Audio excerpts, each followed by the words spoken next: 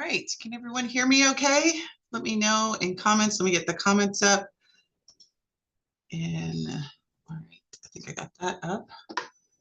And then, having been, good evening, everyone. All right, hi. Pure Love, Cassandra, nice to have you on again. And Sherry, nice to have you on. All right, let me get just a couple of more things set up. Shay, in all of her amazingness yesterday, taught me a couple of things about Zoom that I did not know. So I'm going to see if I can exercise my Zoom skills like she did. I really like that sort of display and you in front of the display thing, but I don't know that I'm going to be able to see. So let's see how that works. All right, well, I'm getting my whole life together. Let me know how you guys are doing on our last day of the challenge. What were some of your big takeaways from our communication to sales training that we had yesterday? I'm going to tell you, I thought it was fire because I've had client meetings. Tomorrow is my serious client day. And so I'm going to be assessing the type of clients that I work with. But I had a couple of meetings and I was like, oh, she's a C. Oh, that's an S. Oh, my husband's an I, and I may be more on the D, C side. So it was really a great class yesterday. And so like I mentioned at the end of the class, that I was really looking forward to doing my DISC profile to add that to my entourage of knowledge about myself. So let me know if you did join us yesterday. What was your big takeaway from our communication to sales conversation with Shay Boston? She bought the fire. What was like the biggest thing that you learned out of that conversation yesterday?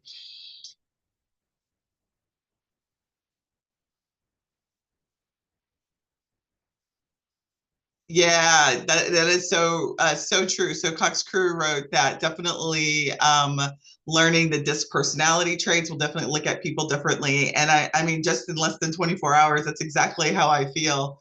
Yes, it was recorded, Pam, and I will be sending out. I've gotten several messages about the replay, so I will be sending out all three replays no later than tomorrow because it does take a couple of minutes. Hours sometimes for me to get the recording downloaded. So we'll get that and we'll release that out to everyone by tomorrow morning at the latest. Learning which personality I am and how to figure out which one of my clients is so we can communicate better.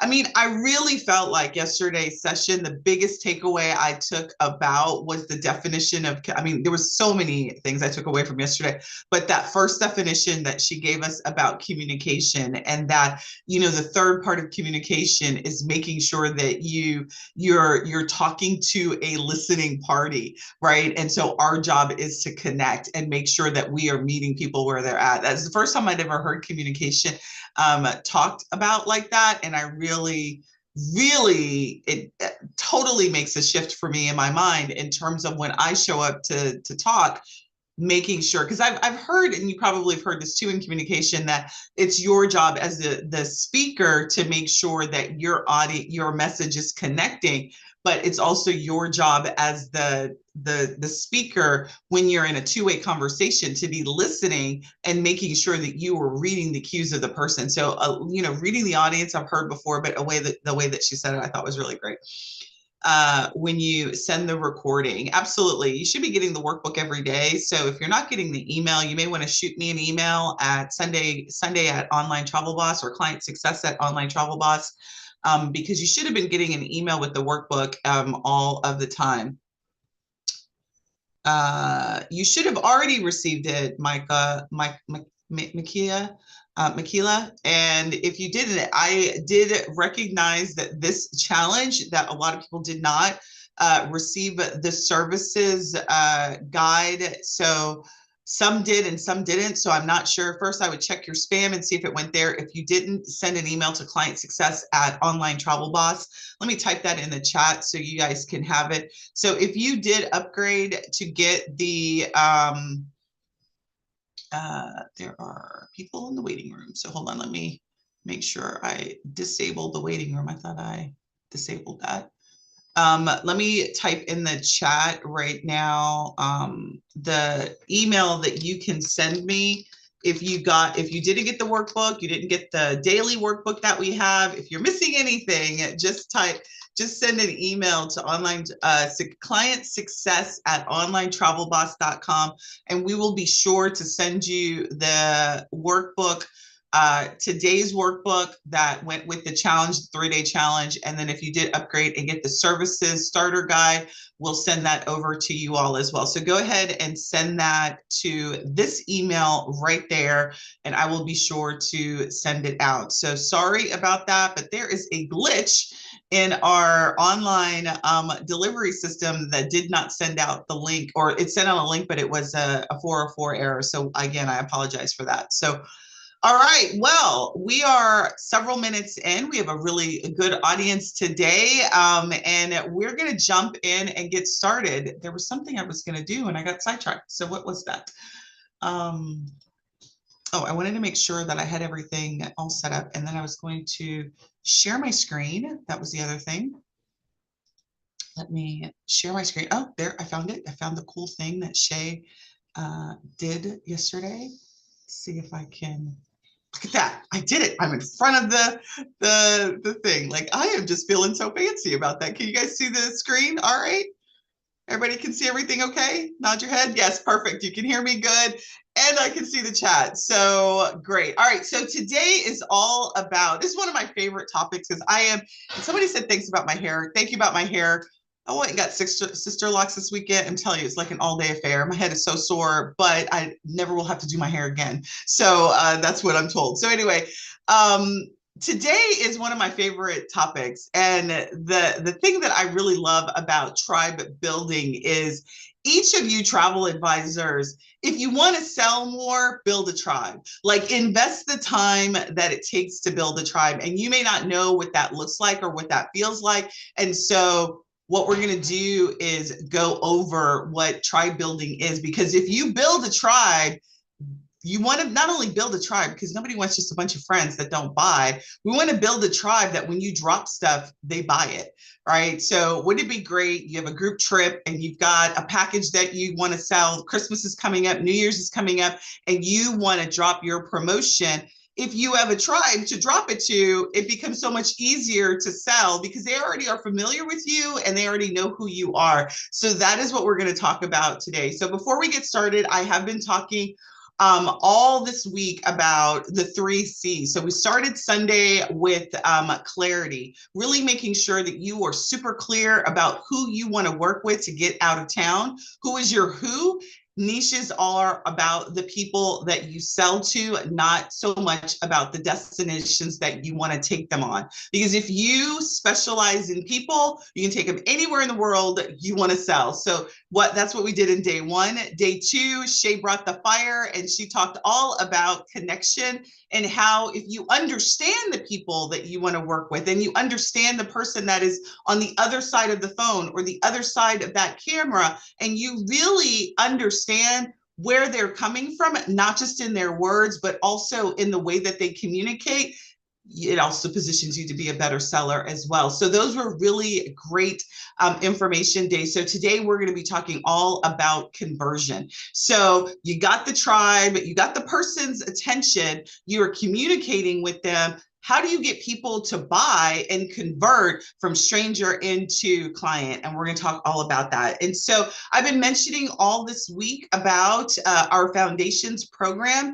And so I will be talking more about that right before we wrap up. But really, just as a sneak peek, it is I put 12 weeks, but when I was finalizing everything, I've extended it to 16 weeks. And so it's a 4-month program, which really is aimed at helping you systematize the processes that we've talked about here, because it's one thing to have all of this knowledge, right? Write furiously in your notebook, but you got to be able to take action. And our foundations program is really designed to do that. I haven't hosted this in 2 years. And so I'm very excited to be hosting it again with you all and working with you all directly. So we are going to go ahead and get started right now. So let's dive in. Today, we're going to talk about why your clients may not be booking with you. How many of you out there feel like people aren't booking with you, and you don't really know how to fix that? Let me know in comments if you feel like that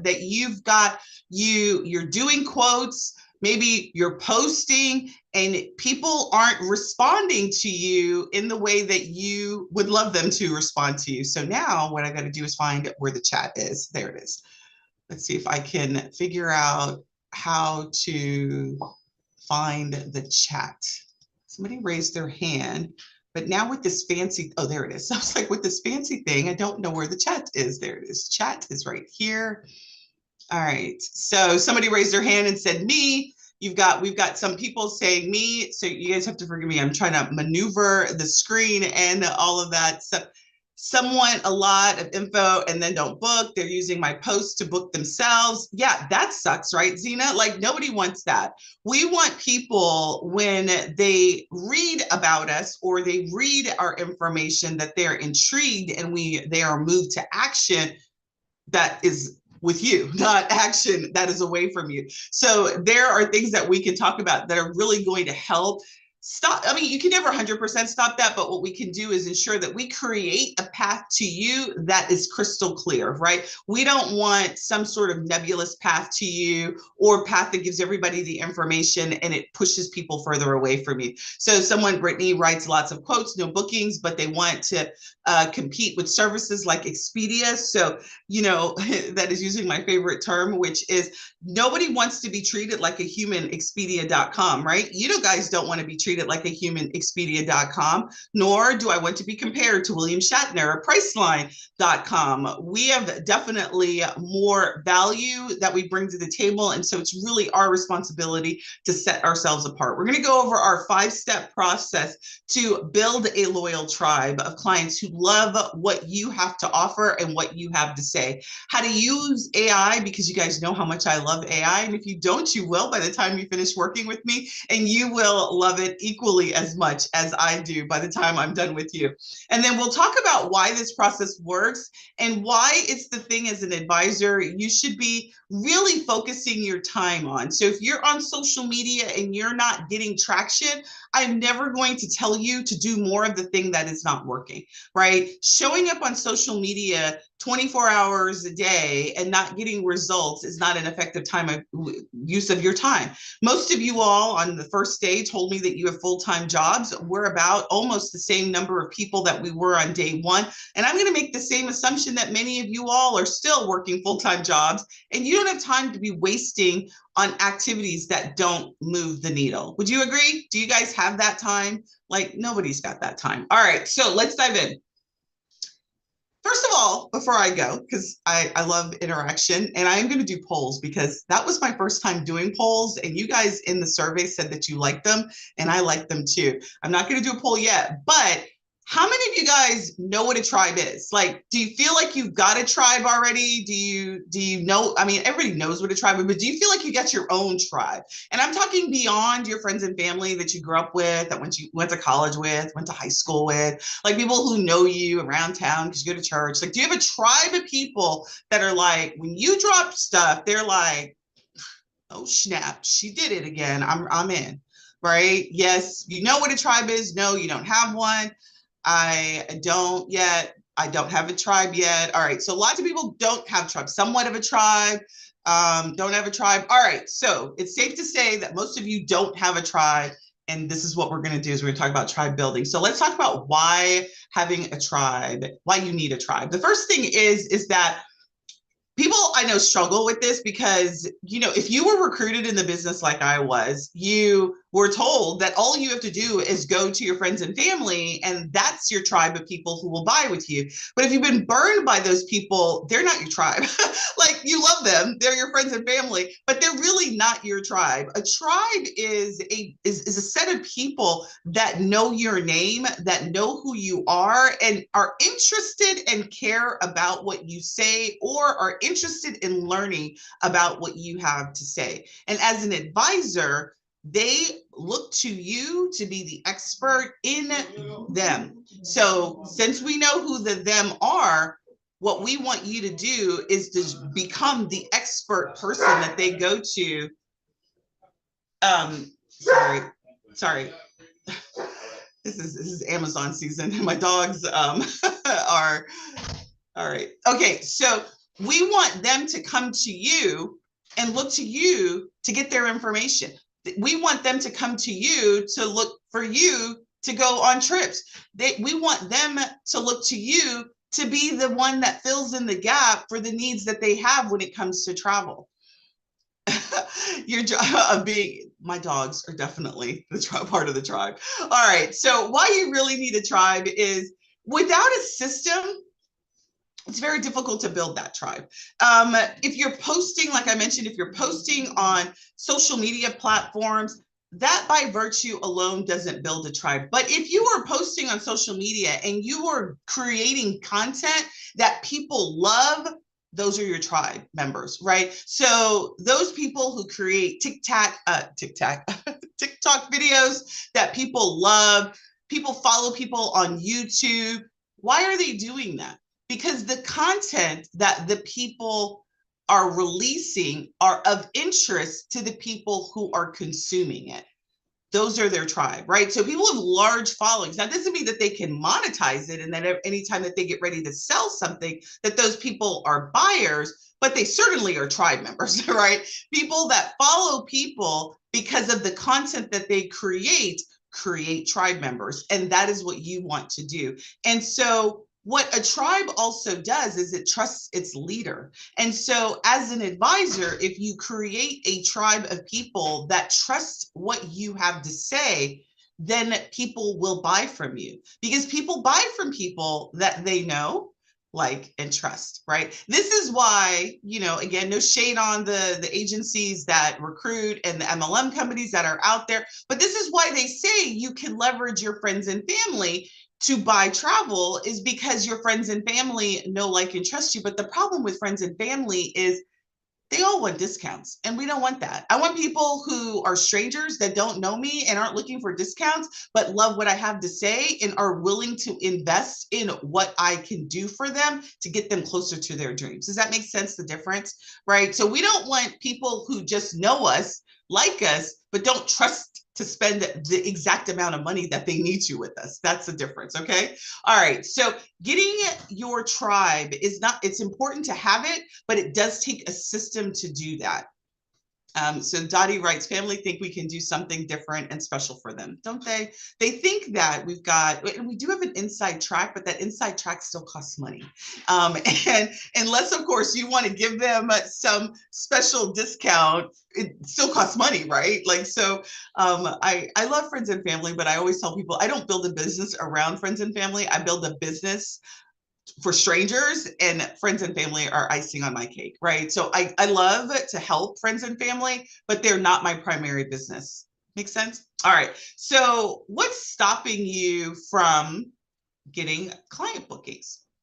So have you guys ever felt like you're doing everything right? Like, how many of you feel like you've done all that you're supposed to do? You've done everything right. You're posting, you're sending emails, you're talking to people, you're shaking hands, you're kissing babies, and you're still not getting bookings. I think Brittany just said that. She feels like she's doing a lot of quotes, but she's not getting bookings. You're putting yourself out there according to the way that the gurus say that you're supposed to, but you're still not getting people to respond to the way that you would like them. All of that, Dottie says. All right, so Dottie, I feel you, and I've been there, and I understand. So now I'm going to ask you a question. What do you think the number one reason clients aren't booking with you? So let me do that poll, and I have launched it.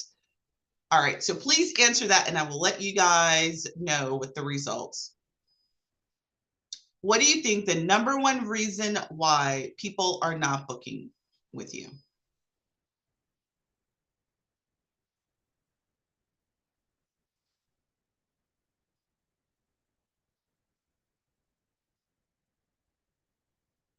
All right, we're at, once we get to 70% of the people there, then I will let you guys know the results. We're about 50%. So just need a few more people to respond. Sticker shock, that's good. Barbara says, I don't know that that you exist. Um, Mika, I feel like I'm totally butchering your name, and I promise I'm so sorry if I am. But you write more and more webinars trying to learn how to do it right and still don't do it right. Almost at, and it's almost a tie. So just a few more people to answer the poll. All right, give it just a few more seconds.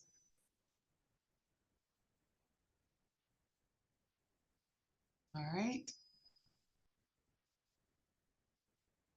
Thank you. I feel so much. Micah, got it. Like microphone. Thank you for the phonetic pronunciation. I appreciate that. I am a phonetic. I tell people all the time, my name is Sundey, like the day of the week. All right, so I'm going to go ahead and end the poll and share the results. And so what we got is, it looks like 38% said that they don't know that you exist. So the reason that clients aren't booking with you is because you aren't out there enough, right? That's what 38% of you all think that's the reason why that is. And so the reality is that this is all your responsibility to get out there in front of the ideal, but you've got to do it in a way that, one, is not wasting your time, wasting your money, and really has a message that's going to connect. So the first 2 days that we talked about are so important in that, making sure that you are talking, that you're getting in front of the people that you want, not just anybody, right? That you're getting in front of your ideal client and that you're speaking their language, not only in words, like in physical words, but also in written words, that you are connecting with them at the level that they are at. So the reality is that is a really good reason why people aren't booking with you. But even if they have booked with you, the number 2 option that you guys selected was they feel unsure about committing. Right. So you presented them with information and they don't, for some reason, feel they don't feel confident in committing to the presentation that you provided, either the quote or the review that you've given. And again, that's all about positioning. They don't probably know you well enough. They don't, I dare not say they don't like you because they don't know you, but they don't trust you. So all of those things are not present. So it's not a natural thing for them to say, yes, I'm in. Like it would be somebody who is already been familiar with reading your email, somebody who already knows who you are, has heard your voice multiple times, has seen what you've done outside of you just posting a package on social media for multiple thousands of dollars, right? So if the only interaction that somebody has with you that is a stranger and the only thing that you've ever really talked to them about is spending money with them, there's no value there that you've created. So they're unsure about you. Frankly, they are sure about, William Shatner because they're familiar with him if they're as old as I am. They know what Star Trek is. They know who he is, but they don't know who you are. Does that make sense? So it makes sense that the answers that you gave are that because, one, you're probably not doing enough to be seen by the people that you want to be seen by. And 2, even if you aren't connecting with them in a way that they feel like they know you, so that when they do get a quote, they already know what to expect potentially. They already know how you operate. Okay. So that is really the other thing that I want to add in terms of what, is that how you all are feeling. These are common struggles. You're not alone. You're not you're not doing anything that is out of the ordinary in terms of how you're approaching your business. It's natural for new business owners and people who don't have experience in marketing to be doing exactly what you do. You're so excited about being a travel advisor. You're so excited about learning the trade that you want to tell everybody, listen, I can get you to fill in the blank for X number of dollars. Come on and let me do it. That you forget about the connection. We use social media, but really don't forget the first word of social media. It's social. And we forget all about being social and really building relationships. And that's what it's really going to take when it comes to tribe building. So let's talk about the 5 steps of building a tribe. And so I'm going to break this up into 5 easy steps. I've been teaching this kind of concept and really breaking it down into consumable steps is the best thing for that I've found. And we're gonna do something that's a little counterintuitive. Most people will be well, let's start with the strangers. Let's start with the people. We already did that in day 1 and day 2. What I want you guys to do now is I want you to tell me what is your favorite thing that you want to sell. What is it that you want to be known for when it comes to selling, fill in the blank, right? Luxury cruises, destination weddings, group trips to Europe. What is that? And we are going to do our next poll because I would really like to see what your answers are. So give me a second and let me do the next poll. All right, I have started the next poll. Do you have a dream offer? Do you have an idea of what is that thing that you want to sell all the time? Like, what is it?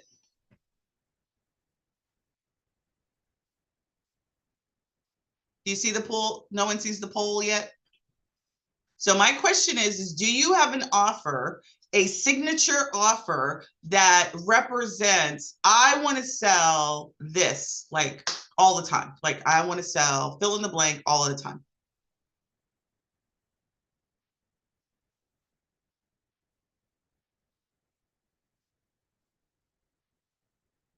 Yes, hold on, let me grab it. I gotta go, give me a second. Somebody just asked for me to grab the workbook and I had it up earlier, but it looks like I closed it.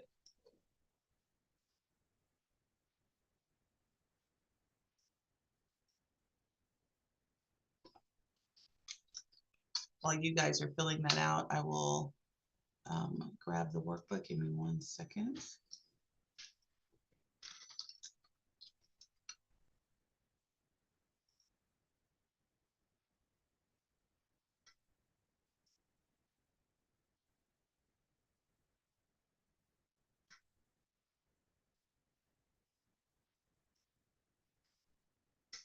Sorry, my share is, all right, hold on. Let me grab that for you guys. All right, I'm putting that in chat. Here's the workbook link for anyone who needs it.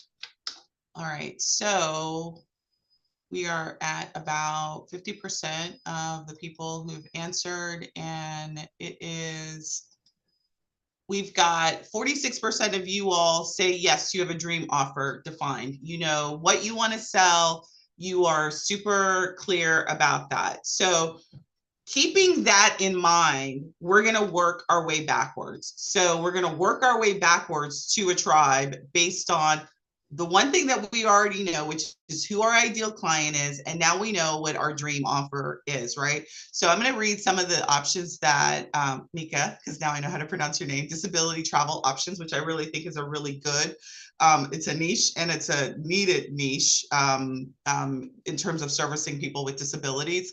All-inclusive luxury trips, girl trips to the Caribbean, as well in the States, family trips, group all-inclusive, group cruises, land. All right, so you've got several, Dottie, group cruises and group international land. Dorothy says, Lanita says, no offer yet, just a few weeks into the business, but you want to sell Disney, Universal Studios, Orlando. I always say people who want to sell Disney, you don't need anything else. Like you don't need to figure out the people. If you've got Disney, that's the people and the thing all wrapped up in one, because Disney people are fanatics and there's so many different ways to travel to Disney properties and that whole thing. So Disney in and of itself is a destination and a people thing.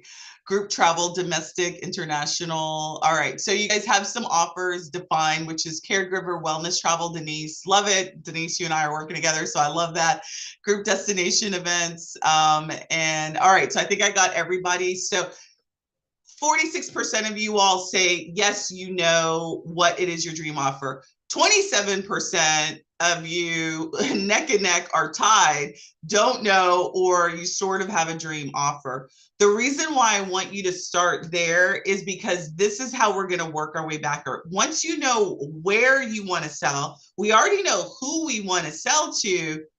when you put the two of those together, once we go through these steps, it's going to be so much easier to build content because we know who we're talking to and we know what we want to talk about, right? And we know what their pain points are. So we've got all these pieces together that will be able to now create a path to that ideal client, selling them a specific dream destination that we want to do. So step 2 is what would make your tribe eager to buy from you? So what I'm going to do is I'm going to actually get my chat GPT up so I can actually demo this for you. Now, what I didn't do this time is I didn't grab the prompts because they're very generic prompts. So I really want you to sort of listen to what I'm saying, and I'm going to show you because I want you to really think about what we're doing in this step and what you can do likewise. So what we need to do is, now that we know the people, we know where we want to go, what we want to do is we want to understand what are their buyer motivations. We want to understand what are the emotions that they have, what makes the clients feel excited, relieved, or confident about going to that destination. And we are going to use AI to help us figure that out. So if you remember on Monday or Sunday, what I did is I had a busy mom who had family and she wanted to have a stress-free vacation. So that was the thing. So I'm going to just take this prompt that I did. Simple sentence. It's, what emotional needs or barriers would a busy professional mom have when booking a luxury cruise, and how can I address them? Because what I want you to remember is that AI is your partner in crime if you ask the right questions. So I'm going to just copy that. I'm actually going to add the mom to here so that you can get an understanding of what the response is going to be. And I'll drop this in chat too, just in case you guys care about it. So the prompt that I'm using is, I'm going to put, what emotional needs or barriers would a busy professional mom have? That's what I'm going to add there. Then I'm just going to drop that in. Let me send that to you all. All right. And I'm going to drop that into here. And so what this question, the reason why I asked the question is one, I want to know, I want to get in this inside of the head of my client.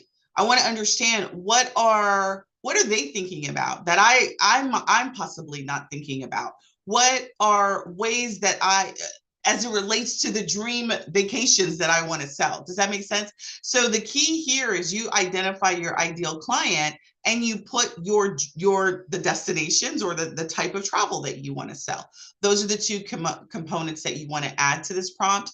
The first part is making sure that you clearly understand what their emotions are and the barriers that they have to actually going on this. And so what you found in the response here is, did I send that prompt to everyone? I mean, sometimes I'm good. I did not. Did I? Yes, I did. All right. So in the response, what you get is time for connection with family. They need quality time to bond and create lasting memories with family away from work. And how do you, as the advisor, how can you address that? You can highlight the benefits of the cruise, right? The amenities of the cruise, curated activities for kids, and opportunities for meaning family moments. Use messaging like unplug, connect, and your loved ones in luxurious surroundings, right? Personal relaxation and rejuvenation. That's another thing. So when, I mean, that is the very reason why I cruise, because when I go, I don't want to think about anything. Need a chance to unwind and recharge with someone else handles everything else. I don't have to worry about making in my bed. I don't have to worry about food. I don't have to worry about activities. I don't have to worry about all of those things, right? So sometimes it's hard for you all to think about all the wonderful things besides the fact that you take all the stress out of planning. There's other things that you need to say and call out for your client. This kind of prompt will help you pull that information out. You can address such things as their spa services. Maybe you didn't realize that. Not only that, my package is going to include a spa credit, right? Those are the types of things. If there's an adult only. So if you're really trying to get away from your kids, you can drop them off and go to the adult only part of the cruise. Pre-planned itinerary, shared stories of moms who find peace without sacrificing family fun. Safety and trust. So this is giving you, these are emotional needs. And then the second part of that response gives you barriers. These are barriers to why they can't do it themselves. So feeling too busy to research, plan, or commit to a cruise. So what I'm going to do is also give you just a little bit tidbit of how you take this information and use it for good. We're going to talk about it in the future steps. But one of the things that I want to highlight, the value that this kind of prompt gives you, is when you're doing social media, it really ought to be an 80-20 type of rule, right? 20% promotion, 80% value. This is the kind of stuff you could be talking about when it comes to what do you want to say. So don't get me wrong. I love motivational quotes that have really beautiful pictures on the background. I love beautiful vacation pictures. But if you're really looking for a connection, talking about what your ideal client emotionally is thinking about and what barriers that are in their mind are additional ways for you to connect with your ideal client. So this barrier is time constraints. This is describing what the barrier is, and then your solution is to offer quick customized recommendations based on her needs. Use messaging like, we'll handle all the details so you can focus on what matters. I think this is pretty generic in terms of we'll handle all the details, because frankly, all of you all advisors say that you'll handle all the details. You need to be more specific about what kind of details that she's not thinking about. Let me give you an example.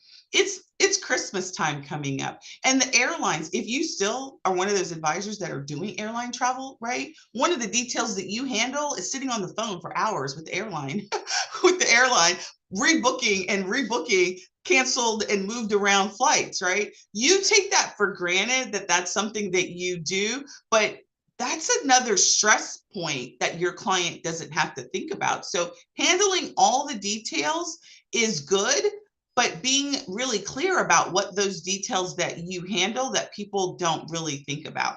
80-20 rule, somebody asked, is 80% valuable content, 20% promotion. You need to be providing content that is of importance to your ideal client, 20% asking for money. Selling them something, promoting something, asking for money. You need to be really spending the crux of your time building up a vault of value to them, so that when you withdraw that with a promotion or ask for money, you've already got this goodwill in them. Another barrier is guilt about spending on herself, worry about work interruptions, cost concerns, overwhelmed by options. So again, what this prompt does for you, very simple prompt, very simple words in the prompt, right? Not very elaborate. It's giving you ways for you to connect with your ideal client based on the type of destination or supplier, mode of transportation, as I call it, that you want to focus on. So for all of you all that said, I want this type of dream trip, I want you to marry that with your ideal client that we did on Monday and ask what the emotional barriers, emotional feelings and barriers are that your clients are having. Actionable strategy, messaging themes, reconnect with your family and style. So I'm going to do the very thing that I asked you guys to remember on Monday is I want you to think about this from a counterintuitive way. ChatGPT.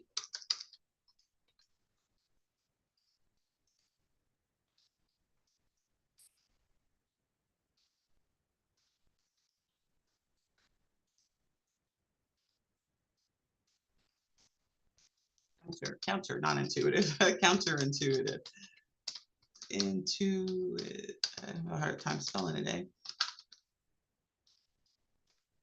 Okay. And so what you're going to see is you're going to see this flip, the response to this flip just a little bit different than what the norm is. And I really do like this sort of unconventional approach to analyzing how I should be talking to my audience, because everybody is saying the same thing, particularly if you're using AI generically. You're getting, I hope this email is finding you well, like those kinds of response, right? Elevate, you're getting the sort of the standard jargon. And so what we want to do is feed it to make it actually use the supercomputing power that it has by giving you responses that are not what everybody else is saying. So here's the unconventional emotional needs and barriers, the anti-escape narrative.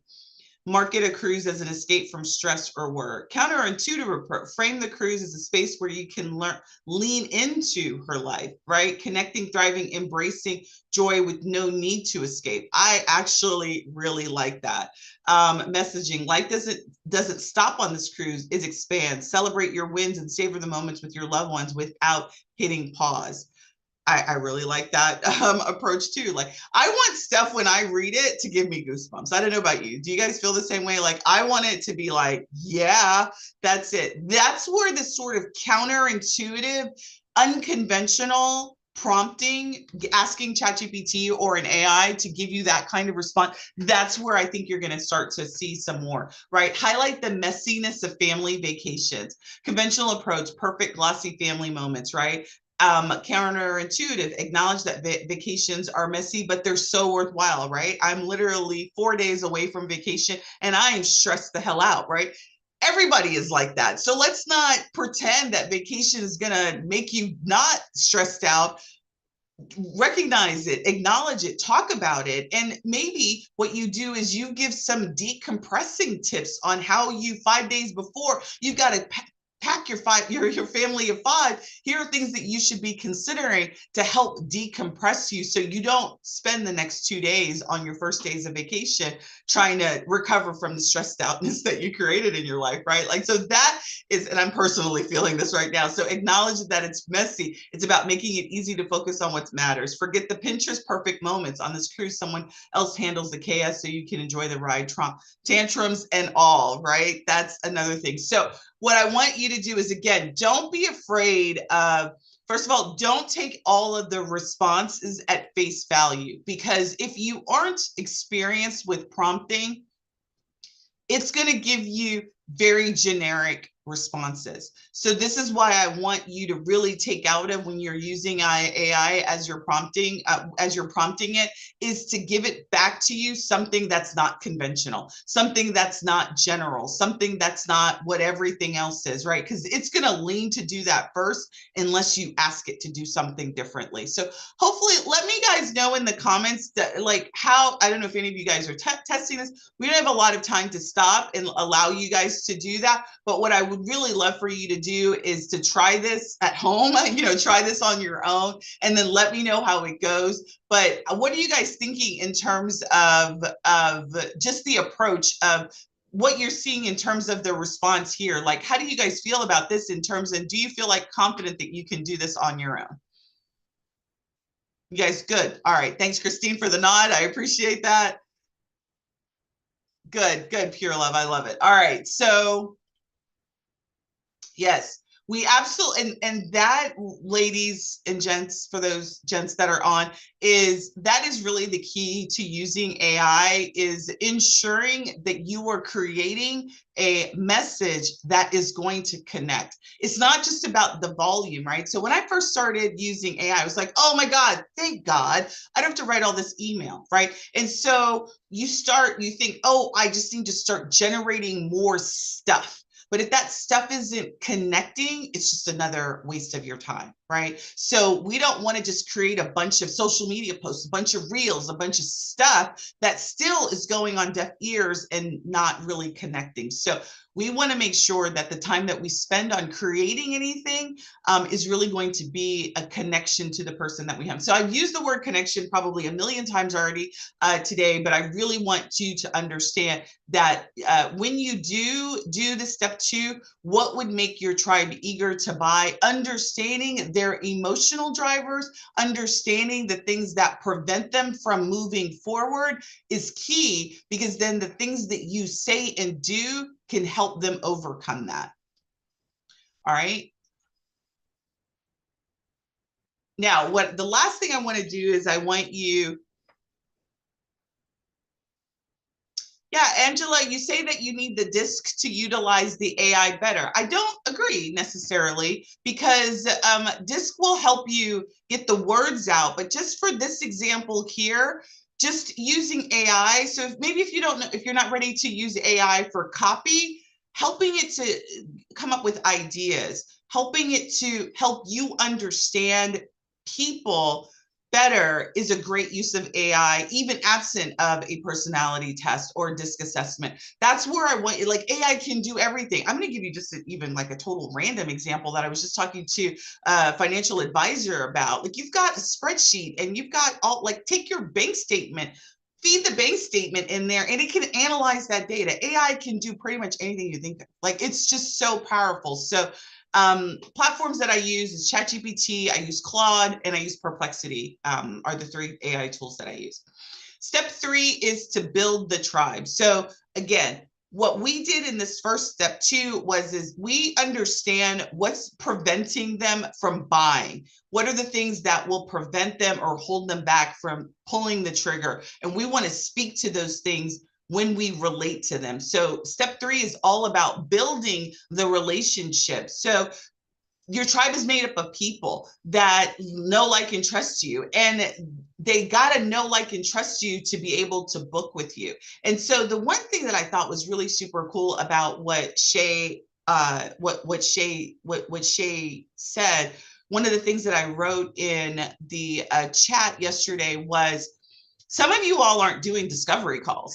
Some of you all are selling high ticket sales, right? You're selling multiple $1,000 trips and you don't do discovery calls, and you're missing the voice language, the body language of actually interacting with them. And so they don't know, like, and trust you. And that discovery call is one of the steps for you to get that know, like, and trust factor. So there's a lot that you should be doing before then. But once you get them to submit a quote, you should be doing everything in your power to meet the person that asked for the quote, particularly if you are a high dollar travel agent, travel advisor. You're selling high ticket sales, right? Your trips that you're curating are 3,000, 4,000, 5,000 plus.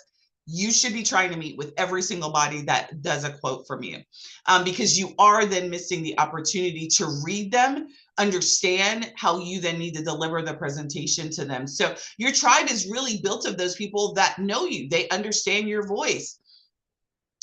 Set up a discovery. They just want to text or message. And so, Brittany, you know, I say that people, if they, just because they don't want to do it, doesn't mean that you have to acquiesce to them.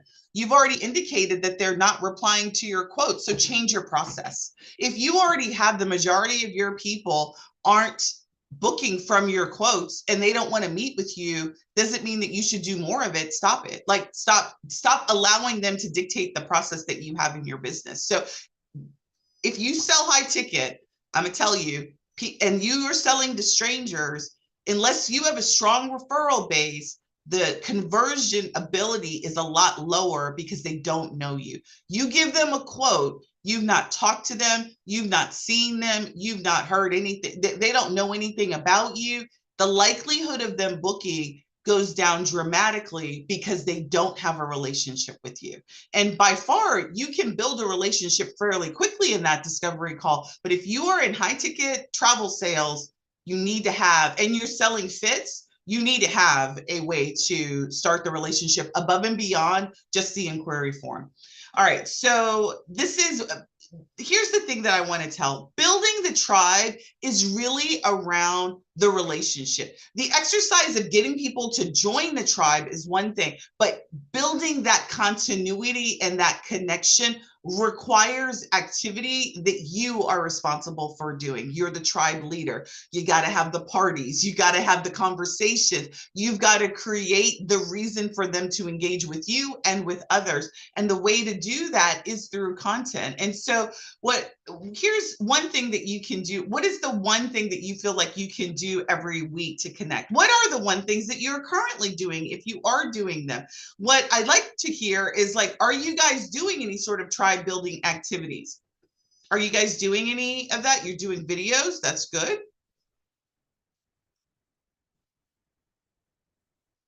I hear more lives are a good way. Micah, I think I am a big big advocate of video. I just did a video visibility challenge a couple of months ago, and I do understand how video shy some of you all are. Videos on TikTok. So there are some of you that are doing videos. And so here, let's do our next poll. This question is no. Okay, so the question is, which type of content do you think builds the most kind of trust with people?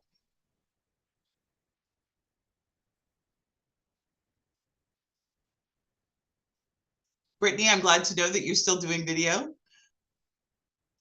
Video. Yes, that's what I thought you meant.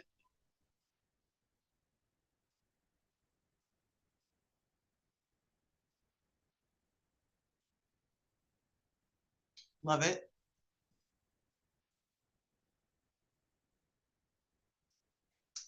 While you guys are filling that out, what I just want to remind you is whatever you decide to be your relationship mechanism, it doesn't have to be complicated. It just needs to be consistent. Whatever you decide to do to build trust, it requires consistency. Like people need to be able to count on you to do the thing that you said that you're going to do. So if you're going to do a newsletter a month, do that newsletter a month. If you're going to do a live a week, do that live a week. Whatever it is, the way to build trust is to be consistent about it. All right, so we're right at the halfway point. And so, all right, I'm going to end that. And so 45% of you all say that the thing that builds trust is personal stories. Second largest is client testimonials. And the reality is all of them build trust. They all touch on very specific parts of people's buying triggers. So personal stories, storytelling is a very powerful way to get people to remember things. So when you tell a story, instead of just giving somebody the facts, right? Punta Cana with 5 bedrooms and, it's on the pool and it's a beach and, there's all you can eat drink. When you tell somebody a story about the time that you went to Punta Cana, right? I went to Punta Cana with my girlfriends. I took a tribe of, I took my girl tribe of 7 people. We not only, each of us had a swim up bar. Every morning I woke up and I was able to do a dip and I did my coffee, right? People are going to remember that story. So stories are important to help. I actually read I'm such a nerd, but I read an article about what stories do to like your wave brains. Like it helps build a pathway of remembrance about the storyteller, right? So you may not remember the name of the person, but you'll remember the story that they told. This is why video, when you tell stories, is also so very powerful. So I am a storyteller, probably not as much as I would like to be, but I do try and connect a story because that's how people can learn. They learn by the stories that people tell. So storytelling is powerful, but I'm going to tell you, not everybody's a storyteller, just like DISC, right? So storytellers probably appeal to the people who are relationship, but people who are on the D and the C will love tips and trick. I am a tip and trick person. Like I am in an AI group, and this guy, the AI group leader, he does prompts. I like cut and paste those prompts. I'm testing them. I'm, applying them to travel, right? So I am definitely on the tips and tricks, right? So for me, when it comes to content, I love stories. I love to read long posts, and but I also like tips and tricks because I'm an app applier, right? Behind the scenes is another way for people to get to know who you are. They get to humanize you as an advisor. And I think a lot of advisors are scared to do behind the scenes because they're thinking, oh, well, I don't want people to know how I do a thing. You could tell people every single step of everything that you do every single day, and people still will not take action. So information is not your enemy, not anymore. 10, 15 years ago, before the internet, everybody hoarded information. We don't want anybody.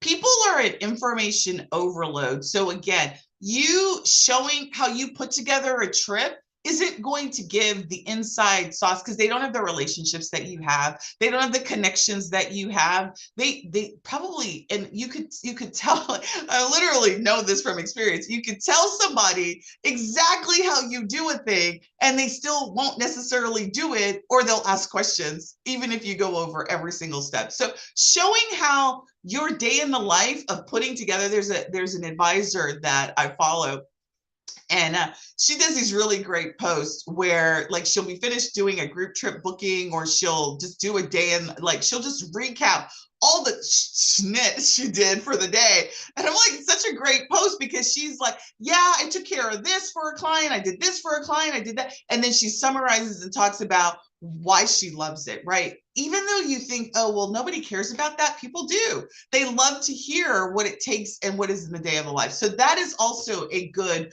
way to get people to connect to you. Client testimonials, people love doing what other people have already tried and love.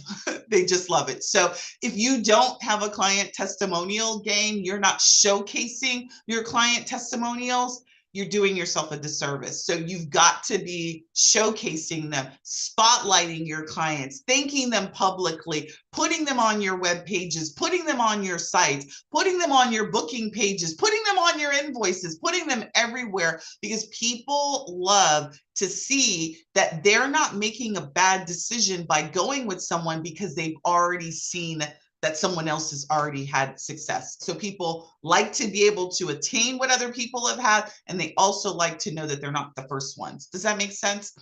And then for those that don't know, now you've got 4 reasons that you know about. So relationship is really all about that. It's about building the relationship. It's not about direct selling all the time. It's about taking the time to build meaningful relationships. So here's one of the things that I want to tell you. If you are doing video and you are like, you're video shy, you don't want to show your face, you can do all of this without showing your face. You can do behind the scenes, right? Take pictures of your office and then just you do audio. There's AI now that can like mimic your voice and create video based on a script. You can use AI to write a script to then create the video. Like, there's so many reasons now that video should not be a part of your relationship game, because again, it's utilizing all of the senses. It's utilizing visual, it's utilizing audio. And then if you have captions, it's also allowing people to read. People have a tendency to remember the things that they read, hear, and see. That's why video is so important, particularly when you're using captions. All right. All right. Step 4 is getting into reels now, Dorothy. That's really good, because reels are, and again, I'm going to tell you all the reasons why I love AI, but AI, we take our long reels and we use a tool by the name of Opus AI to cut the reels. Like, I will take all 3 of these videos and cut them into shorts and publish them on reels. That's what AI can do for you as well. So you don't even have to like just spend your time doing 30-second videos. You can do a long video and get it cut using tools like with AI. All right, so step 4 is all about the attraction. So now we know what prevents them from buying. We know that we need to relate to them in a way that's meaningful with them. We've got all of these different ways that we can relate to them and connect to them. Now we need to attract our tribe members. Now, we don't want just anybody. I don't want anybody who wants to, because even though you may think that's going to drive up your numbers, I don't want every person.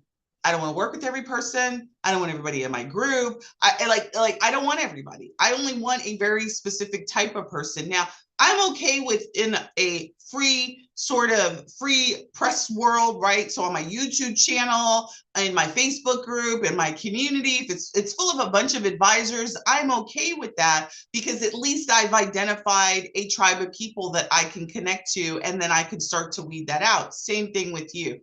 you want to be very specific about who you attract to your tribe, who you attract in your email lists, in your groups, in your channels, because those people become the pool of people that you are going to be relating to and then ultimately dropping promotions to. So my question to you all is, how do you bring new people into your world?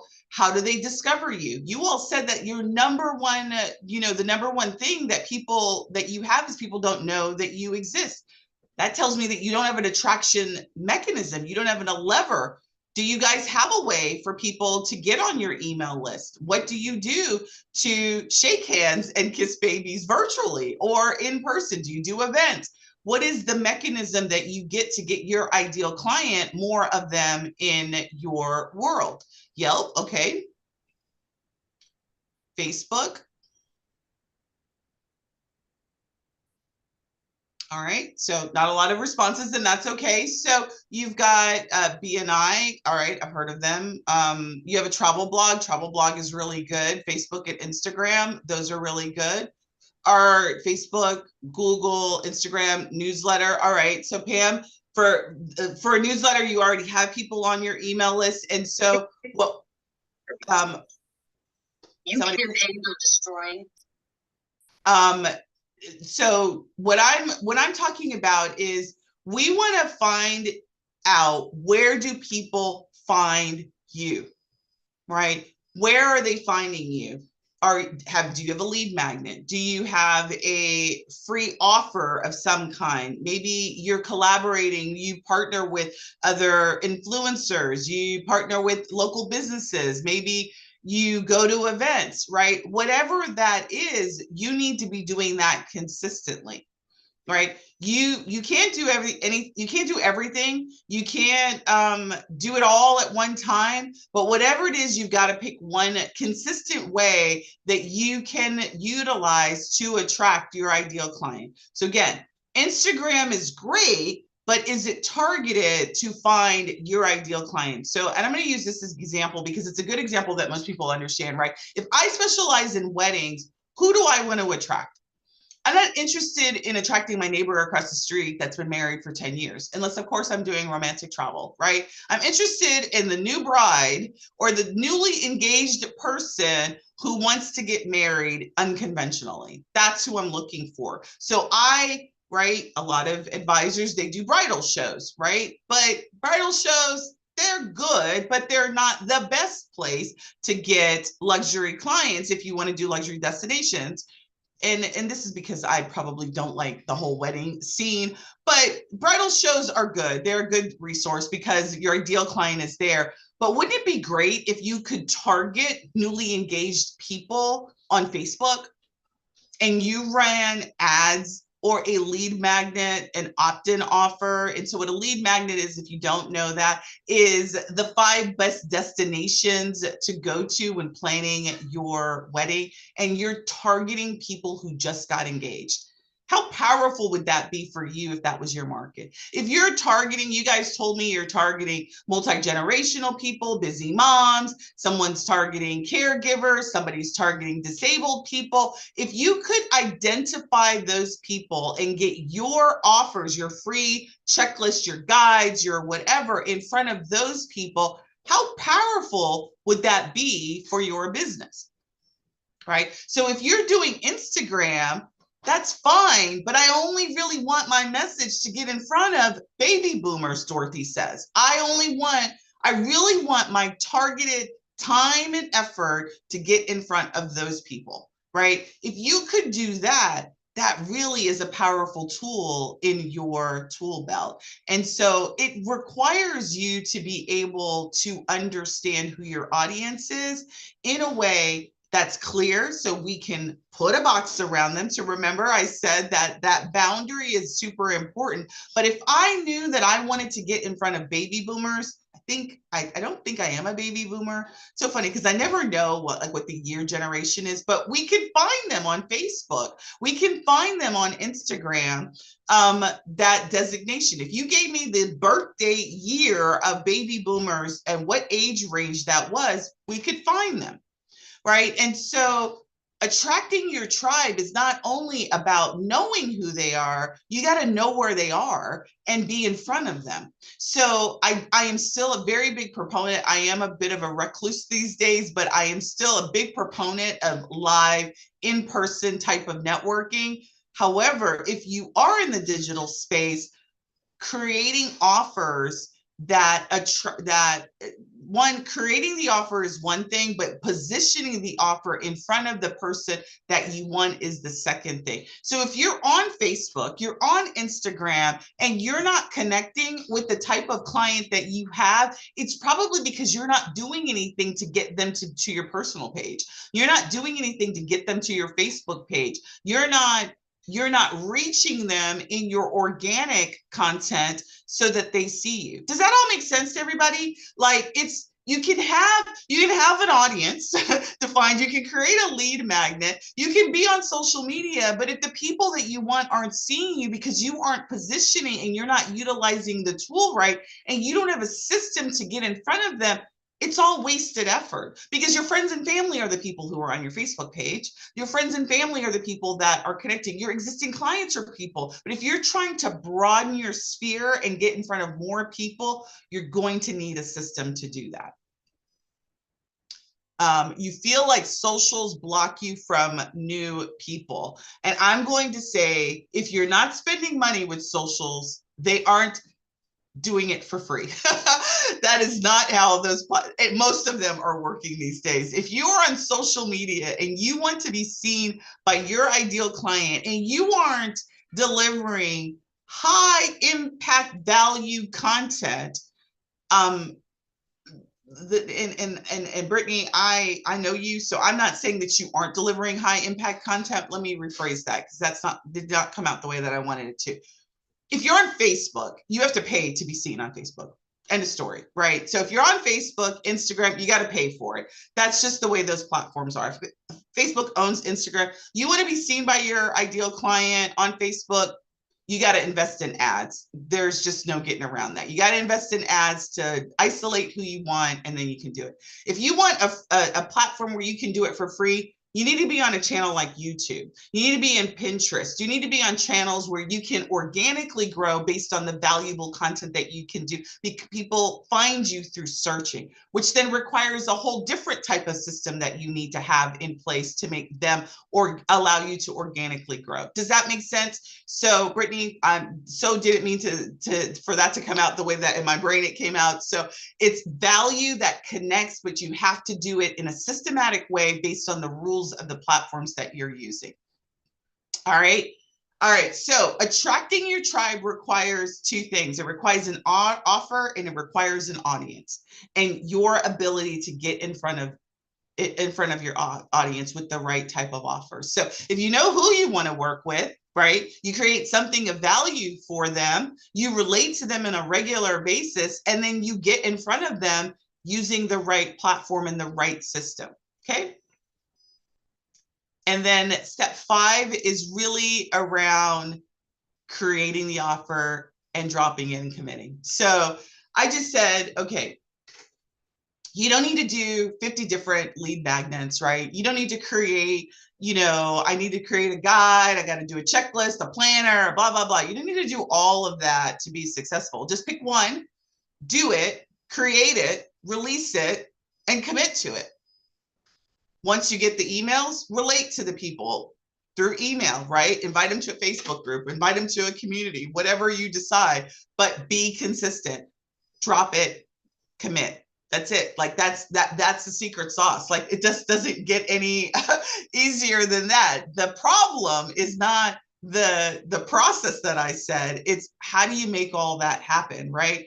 So I want to just kind of go through what this means is that you know what your dream offer is. You guys just told me 50% of you, 46% I think said you guys know what your dream offer is. You know from Sunday what your ideal client is. I want you to go back to the exercise that we did on Monday, and we talked about their pain points and their desires. I gave you a prompt that really gave you some things to think about, right? How can you solve their biggest problem? So in the prompt that we used on Sunday, I usually do these on Monday, so I'm struggling with the fact that we started on Sunday. The prompt that we used on Sunday, we identified what their pain points are. We identified what their desires are. What's the one biggest problem that you can help solve in a piece of content? Right? What can you do there? And so here's an example of that. So a problem a client perspective may have is I'm overwhelmed by options for my family vacation. So your offer you could book these are actually words, but what I'm really thinking about is you could create a guide or a checklist or a planner or an itinerary that demonstrates how you have taken care of all of the things. Even if it's not a specific itinerary for them, you can create an itinerary that shows, listen, we can do this for you and we can take that stress away from you. Okay. What I want you to do is right now, I want you to think about your biggest pain point that your client has. In day one, we talked about that. Write that down in comments. Anyone who'd like to share, what is the biggest pain point your client has?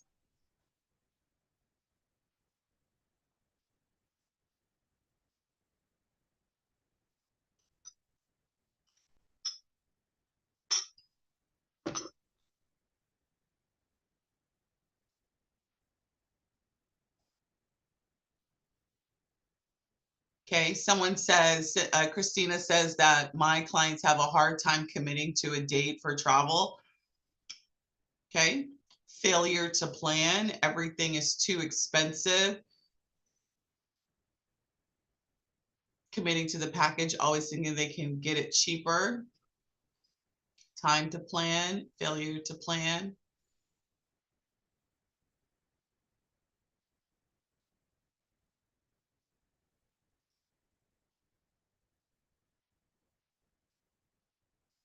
Right. So you guys, several of you guys have said the cheaper concern, and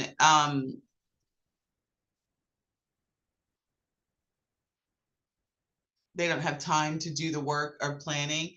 And so these are pain points so I'm going to address, because a lot of you all said cheaper, like you're running into people who find the trips cheaper.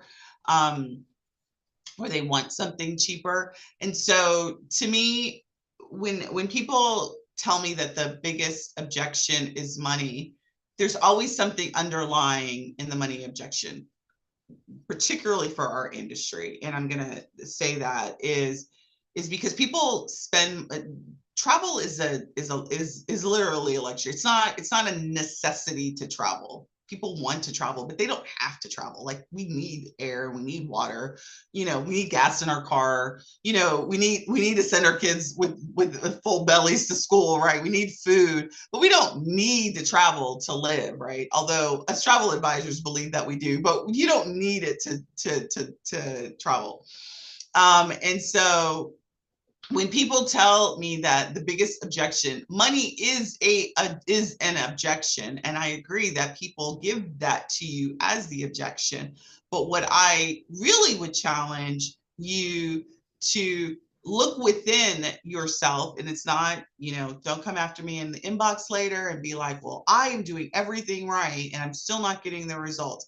I am not suggesting that what I'm about to say, I'm just sort of trying to preempt this, is when people tell me that money is the number one objection that they get, what I always ask is, what is the value proposition in the way that you've presented the package? What is in the packages?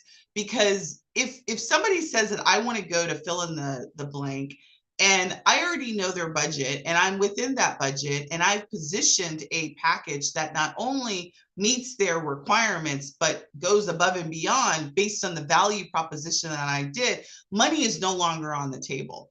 Like, and when I'm having this conversation with the client, there's more to that. And so I want to know what that is. And what I would argue with you all is, money conversations are difficult conversations that people don't like to have. And so we avoid them. But in our business, we need to hit them in the nose from day one, right? Because again, we need your money to be right when you decide to get with me, because I need to get your deposit within a very short period of time. Like, I need you to make quick decisions. So the money conversation needs to be a conversation that we have early on. Like, I'm not shying away from it. I'm not ambiguous about it. I don't even just want to know your budget. I want to know that you have the funds and you're ready to book now. Like, do you know what I mean? Like, so we as humans, like, I remember when I first started in any business and I'd start talking money, it was very uncomfortable for me. It was just in a very uncomfortable conversation. And so money is an uncomfortable conversation. And so we don't like to have the conversation. And so if that is your feeling as an advisor, my recommendation is that you've got to let go of your discomfort with having those conversations early, even before you deliver the quote, right? Does that make sense? Hopefully that makes sense with everybody. Deposit ready. That's right. I don't know, Dorothy, if that's what you're saying to people, but that's what you need to be saying. Like, you need to be I'm not even going to do your quote if you're not deposit ready. Like, I'm already like trying to give you some, like, $500 per person. Like, are you prepared to do that? Like, I'm not trying to make it cheaper for you, like, to deposit with me, because that's not what I'm trying to do, right? So some people like, the supplier only says that they need 250 or 150. I don't care. I'm trying to gauge what the person on the other end is prepared to do. Having money conversations early in the conversation is important. So yes, and people are shopping around. So if that's your case, what I will tell you is, you're not building an offer for them, unless of course you want to get into the budget space. Then I would actually start doing memberships. I do travel memberships, and then I would just do travel deals, and I would never meet with anybody. I would just hear all the deals, buy the deals. I'd have a website, and that's what I would do if I was going to do cheap travel, right? But nobody is going to meet with me to do custom itinerary building and not already know what the money conversation is going to be, right? So if people are shopping around, your processes and your systems need to also deter that. You cannot make it easy for somebody to shop you or shop around because you have an open-ended process. That's also a system thing. Does that make sense? Yes, research fees do get rid of tire kickers. However, if you're only charging $25, freaking eggs cost $25. So $25 is still not enough to deter people. Like, it needs to be equivalent to the services that you provide. All right. So last poll is, how many of these steps do you guys feel like you guys are doing now? Like, out of the 5 steps that you're doing, what do you think is going to be the most challenging step for you when you leave from our challenge today? What do you think out of the 5 steps is going to be the most challenging? I'm interested in finding out what you guys. Yeah, Brittany, you need to get firm because not being firm isn't serving you, right? If you're struggling to get people to turn quotes into bookings, not having a fee potentially will reduce your bookings, your frivolous booking request or quote request, and then make, like, just by virtue of the charge alone. Yeah, way more. The cat is out of the bag. Like, I don't think any of you all should start in less than 250. $250 for a quote request starting. I always tell people, Jordan, that whatever you decide to charge, it should make you smile. Like, it should make you smile. Like, you should feel good about it because it's services that you are performing. And you don't care if they don't go because you got paid for the services. So whatever you decide to charge, it is a number that's about you and the value that you bring at $50. Yeah, Brittany. Yeah, 250. Everybody, write it down. Say it loud. 250. I'm starting 2025 charging 250.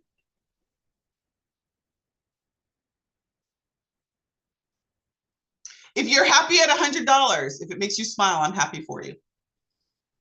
Love it. So if all that you all walked away with tonight's lesson is to charge 250, then I feel like I've done a good service today as well.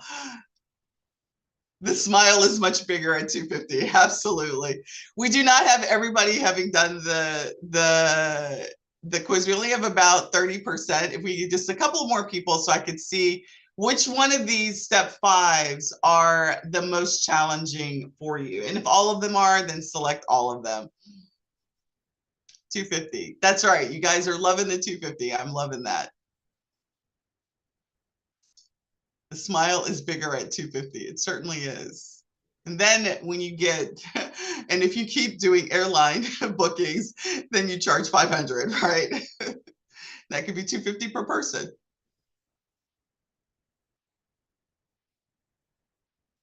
It only lets you choose one. Yes, it does. If you feel like it's more than one, you can choose all of them. All right, we've got a good number of people, so I'm gonna end. And I think we are at a tie. Just maybe a few more because we are at a tie. Okay, so I'm gonna end it though. All right, so we are tied. 28% say all of them you find it as a challenge.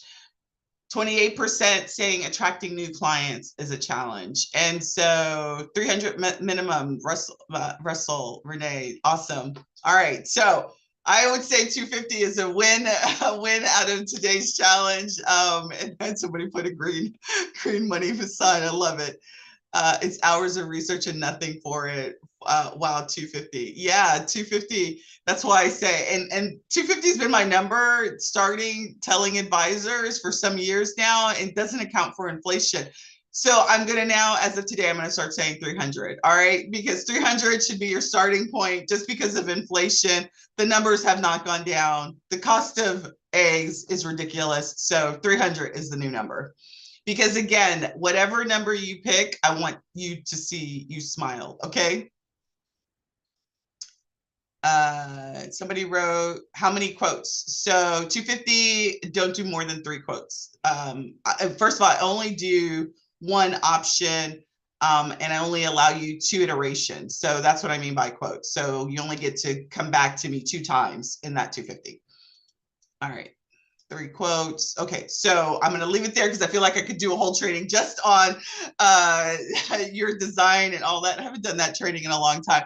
So what this tells me is based on the poll that the majority of you all are struggling with attracting clients, right? So how do you get strangers to notice you in a way so that you can then relate to them and then ultimately get them to submit requests and or buy into your group trips? So attraction is the number one, but understanding if you don't have the other stuff, right? Because I am absolutely confident I can fix your attraction game. What I can't do for you is fix your show up game. So if you're not committed to showing up, if you're not committed to carrying on the relationship, right? Doing the things that make you top of the mind for your clients, your attraction game will be super strong, and then they'll go cold again.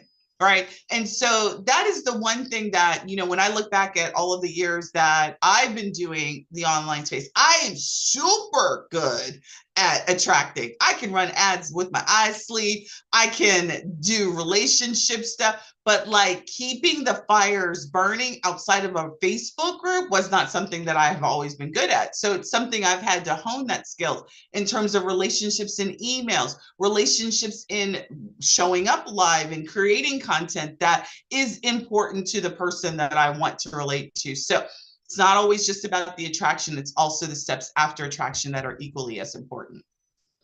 All right. So this is why you need a system, because you could do all of it, right? We went over what it takes to do that, right? You could you could get leads, but if you don't know how to connect with them on a regular basis, you don't know how to drop promotions to them that actually speak to them. All of that requires a system. And so, many of you all said that you feel like all of these things are things that you struggle with. So this is why systems matter so much. They help you stay consistent without feeling overwhelmed, right? I don't know how many of you all feel overwhelmed, but just by virtue of trying to get the quotes out, like if you're in the middle of like if you are in the cruise and you get a lot of quotes during cruise wave season, and then you're overwhelmed by quotes, like just the virtue of doing the activity of our business can be overwhelming. Then you've got all this other stuff that you've got to do. Having a system allows you to be consistent, saving time by automating repetitive tasks. Like, wouldn't it be great for you not to have to remember to do the same thing that you do every single week, doing it over and over again? Like that stuff did itself. Like maybe there was a tickler, but then it got done. Like, you didn't have to worry about that. Scaling your business. So if you are at a phase in your business where you're getting clients, maybe you're getting referrals, and it's okay. It's not like dismal completely, but you would like to go bigger. You have to have a system in place to be able to take you to that next level, right? Systems are going to help you get to the next level of your business, wherever that is. Now, if you're in the other space and you're overwhelmed, some of you all, I remember reading some of your comments from day 1 and day 2, you're overwhelmed, you're sad because you're not hitting the numbers that you want. Maybe you haven't made any sales at all and you think you're doing all of the right things, but it still doesn't seem to be connecting. That's still indicative of a system. Getting a website is not going to get you clients, right? Getting business cards is not going to get you clients. Signing up with a host agency is not going to get you clients, right? There's a lot of other things in your business that you need to make sure that you have to make all of that work.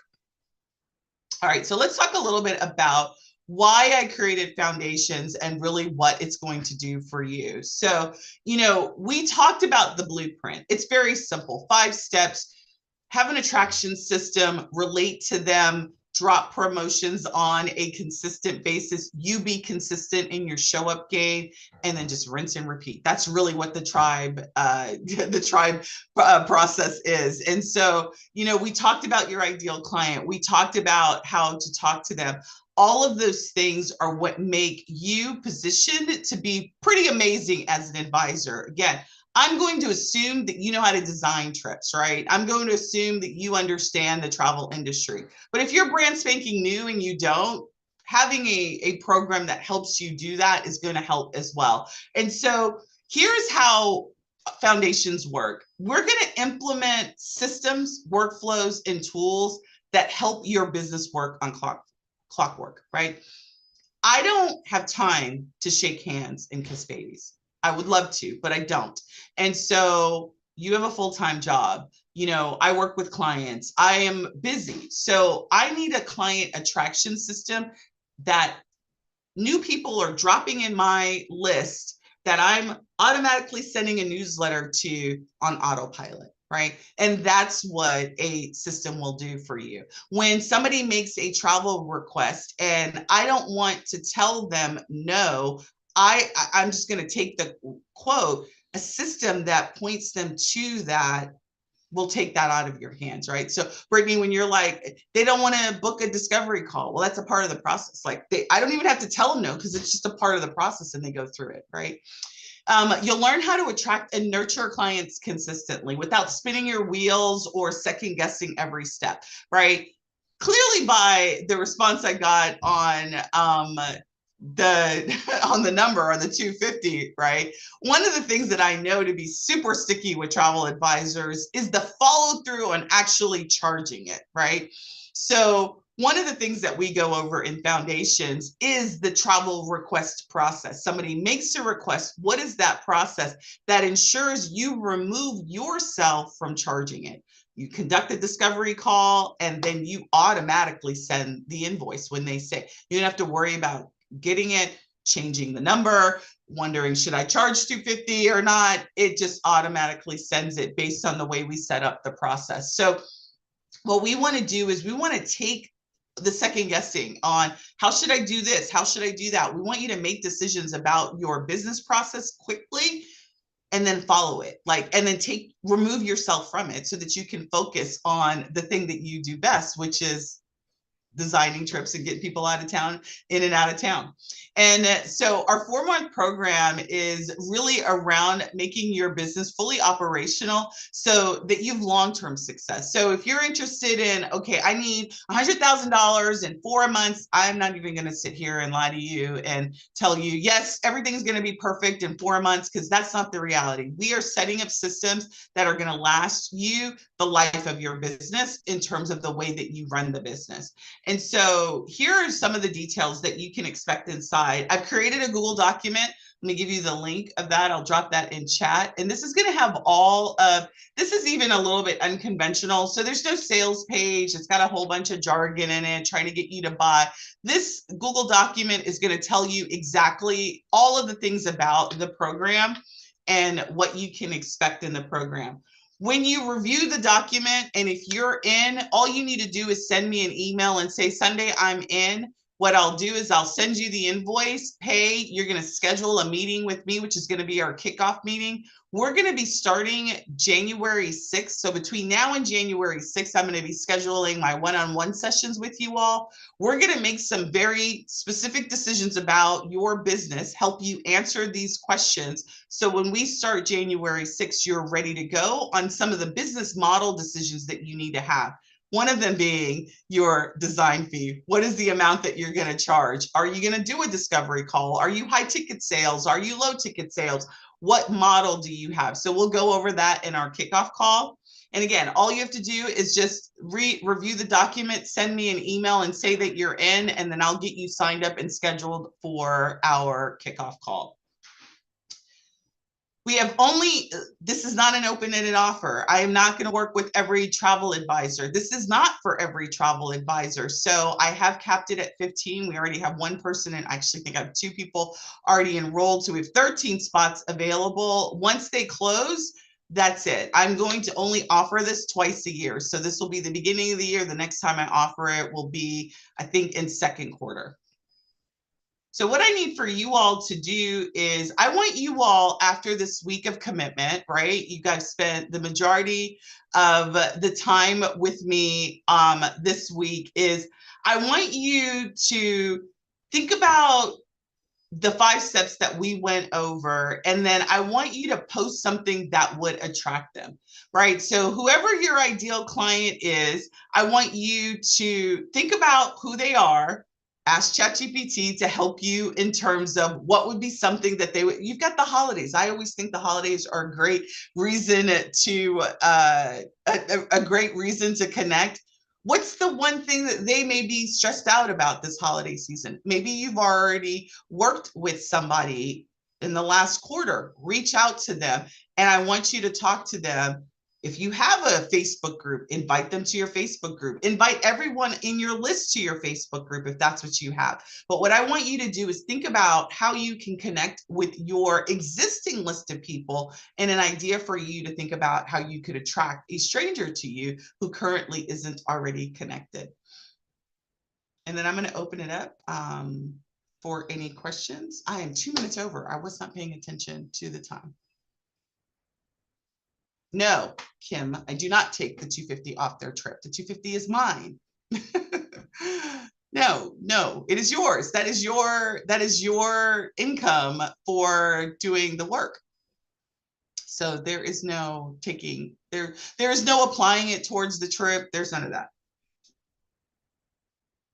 All right. So last ask from you, if I do not, we are continuing this conversation inside of the Travel Boss community. So inside of the Travel Boss community, we are on day 10 of our 31-day countdown to 2025. So if you're not in the community, you're on my email list because you're here, you're getting the emails. Jump into the community so we can continue the conversation. This was our action pack 3-day session. Fill out the survey. It really does mean a lot to me to understand what you liked, things that we can improve upon, what you took away, and then I'm going to leave it open. I'll stay on for a couple more minutes to see if there's any questions. If you are asking about the replay, I will be sending out the replays as soon as this recording goes out. I'll send an email to everyone with the replays for the 3 days. So Dorothy and Brittany, I'll be sending out the replays. Have a great holiday if I don't talk to you in person. So all of the information about the program is inside the Google document. You are so welcome, Christina. Let me post that if you didn't get it. Did you guys get the link? Let me post it again.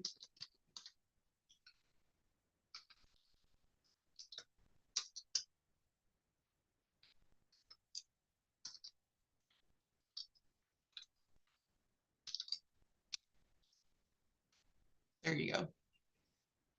All right, somebody asked, does this work for host agencies or do we have to be an independent agent? Jordan, it does work for people who are hosted. I think that the number one misconception is that when you're hosted, your agency does everything for you. And some agencies do a good job of providing you with the tools necessary. However, if your intention is to ever leave that host agency, when you are exclusively using their tools, you don't set up your own processes. And even if you are using their tools, you still need to have your own operational processes. You need to still have the way that you do things, because I want to say 99% of the host agencies take you as an independent contractor with your own business, your own liability, your own way of doing things. So the assumption is that you run the business accordingly. And so they are really just a partner. They're not like, they don't establish the business processes that you need to run for your business. Brittany, I am sure that that is exactly what they said. I am sure that is exactly what they said. So what I will tell you is I do not know host agencies agreements. I don't know. I'm familiar with outside agents. I don't know all of y'all's agreements. I don't know what your host agency agreements that you've signed. I am not privy to that. I haven't been affiliated with them for over 5 years now, so I don't know what's in their agreement now. But what I will say to you is any host agency that says that the service fee needs to be split with them, I would recommend that you find another host agency. So obviously, it is not my recommendation, and I'm saying that recorded, and I will say that in private, that if you have something that you've signed that prevents you from doing that, don't do it. Like, don't do it. But I would then ask yourself, why am I in an agreement that I have to split the percentage of fees that I incur when I'm doing 100% of the work? Now, you are already paying your host agency a fee, monthly fee, no doubt, and you are also giving them a percentage of your commission.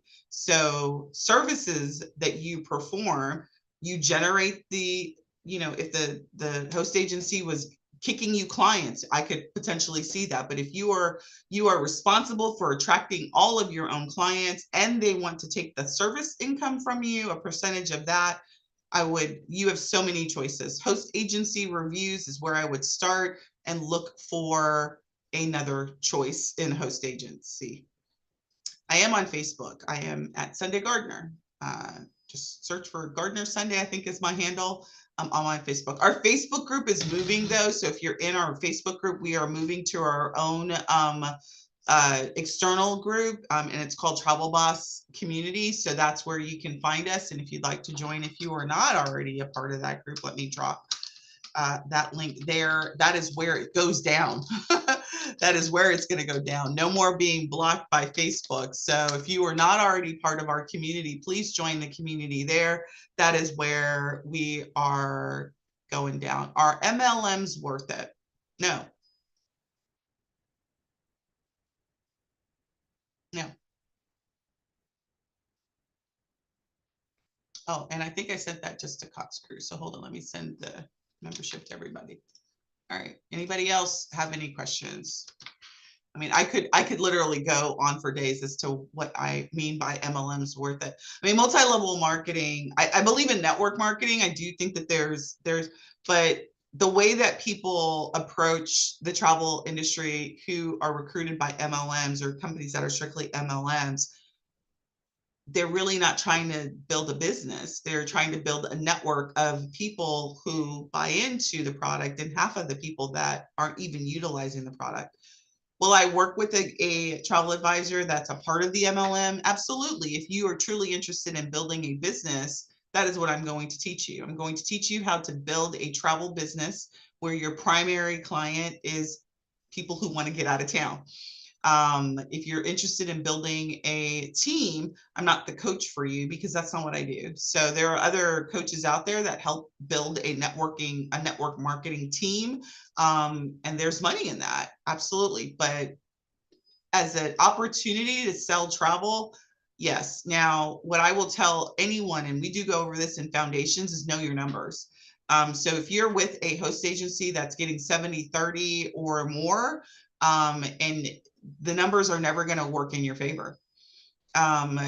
So if you're getting 70% of the commission and you're not charging markups and you're not positioned, like you're never going to, the numbers are the numbers just aren't going to math. That's just not like, that's what I love about being a nerd. It's like I don't have to explain the numbers because the numbers are the numbers. So if you're at a 50-50 split, you're not going to make money. Like you just are not positioned to make money.